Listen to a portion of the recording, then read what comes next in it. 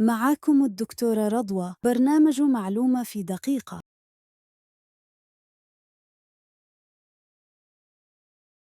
فيتامين د سهل نشتريه وسهل نستهين بيه، لكن في غلط بنعمله ممكن يضرنا أكتر ما ينفعنا.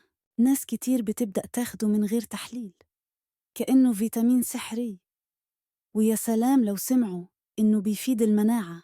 بس الحقيقة فيتامين د فات soluble، يعني بيتخزن في الجسم، وزيادته مش بس مضرة، دي ممكن تبقى خطيرة. ممكن تحس بغثيان، ضعف عام، أو حتى ألم في العظم، وعمرك ما هتربط ده بزيادة الفيتامين.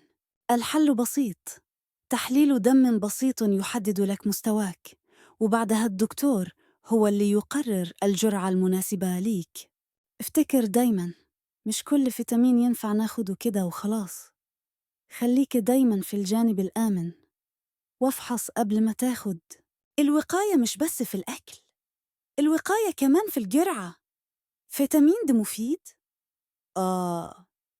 بس الجرعة الصح أهم.